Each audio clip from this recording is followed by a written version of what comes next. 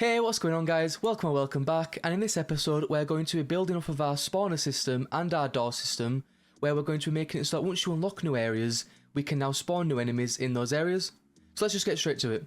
Alright guys, so the first thing I did is I just quickly pasted out some walls, and I've just created 2 new rooms attached to these doors we created in the previous videos. So real quick, if you're wanting to have multiple rooms in your game, just pause this video maybe and just, create your world.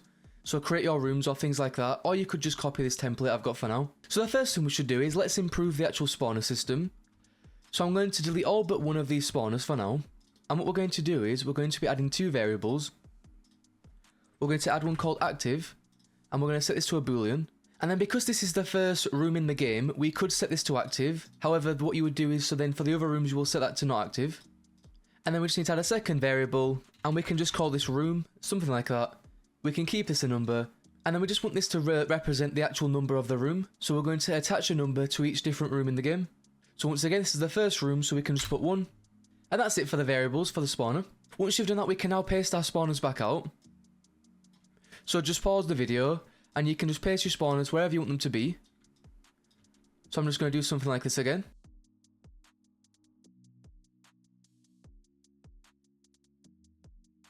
Alright guys, so as you can see, just paste out your spawners where you'd like them to be. And then all we've got to do is we just need to define which room is which number. So for this one, obviously this can be room number 1. And then so the one on the left, we can make this one room 2. So just select all of your spawners, like this.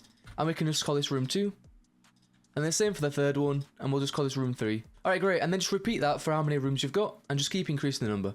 Alright, great, so that's it for the spawners. So for now, what we now need to do is, let's improve the door. So we're going to head over to our door object, and we're going to add 2 new instance variables also. We want to add a door unlocked A, and we want to add a door unlocked B. And so what these represent is, these represent both sides of the door, because obviously the doors, are connecting 2 rooms. So so that's just, we can use that to then say both of these rooms should be open. So for example, with this door here we've got, so this room to the left, that's room 2, and this is room 1. So all we have to do is we just have to type in 3 and 1. So for each door, you just make sure you have the number for each room they're attached to. And the same for this door, I just made it 2 and 1. Alright guys, so then what you can do is you can head over to your event sheet, and we can work on the spawning logic. So we want to head over to our spawn system, and so as you can see we've got this repeat enemy count, or you might have different loops for your different enemies, or if you're using dictionaries you might be looping through that. And then on the screen right now is just a quick snippet of the test project I was doing where I'm using dictionaries and we're looping through each different enemy type. So this is just, it might help some of you people out there if you want to pause and you could look through how that's done.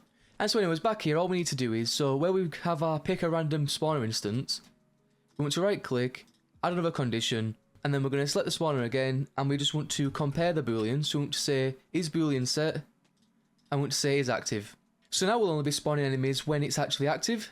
So that means all the rooms that are still locked, which we haven't set to active yet, won't be spawn enemies. Alright, great, so next we can head over to our doors logic. And what we're going to be doing is we actually want to also add a new function. So we're going to add a new function. And we can give this a long name just so it's clear what this does. So this is, we're going to update the pathfinding on door destroy. So that's a long name, but it makes it dead clear what this actually does. And then what we can do is, so we can add another event to doors. And we can say doors on destroyed. And so when we destroy our door, we want to call that new function. Like this. We're going to then, on this door destroyed event, we want to right click, add another condition, system, for each, and we want to set the spawners. So now once we do this, so when we destroy a door, we're going to loop through each spawner. And now what we want to do is we want to add a check to see if the actual, so the doors A and B match the actual number for the actual spawner. So we can right click here, add blank sub event for now, and we can go system, compare 2 values. And inside the first value, we can say door unlocked here. And then we want to say, is that equal to enemy spawner, or spawner, whatever you've called it. And then just dot room. So now does the A equal the room variable of the door? We can then just copy and paste this. And we just need to change the A to B. So it's the second variable. So now we have a check for both A and B. And then all we have to do is we just have to add an action, spawner, set boolean, and we just have to set it to true. So we set active to true. We can paste this in both of these. Okay, great, so now we've got the checks for each spawner, and then if it's true, we're setting it to active, and so now when it's active, we will now be able to call the spawn. Alright, nice one, so all we have to do now is lastly just let's actually do the functions. So inside of here, all this is doing, so we just want to update the pathfinding as the name suggests, so all we have to do is we have to say enemy, so whatever you've called your enemy, and all we need to do is we just need to say regenerate, region, And so what we're going to be doing is we're going to be re-updating the pathfinding grid.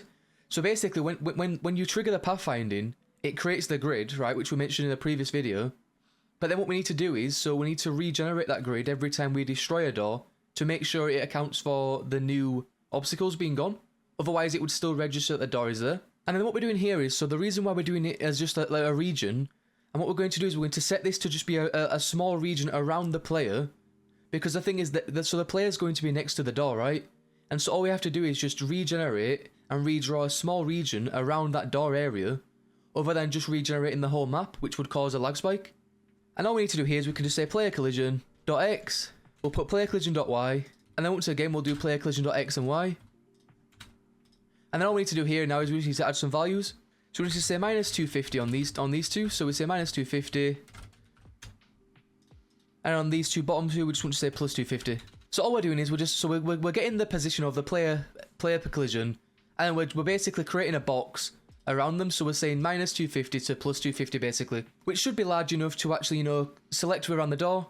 And so now when the door's destroyed, we can then redraw the map, and now the door's not there. And so real quick as well, if you have multiple enemies, all you would have to do is, so you could just duplicate this here with your different enemies, and you could just add a weight of a 0.1 or something, just to make sure it's done the previous action. And you just duplicate it like this, and you'd have your different enemies. Alright guys, so as we can see, when we spawn in, the enemies still only spawn in the first room, but then if we buy a door, and we walk through here, it'll update the pathfinding, they will come through to the new room, and then once we finish this round, they should now spawn in this new area.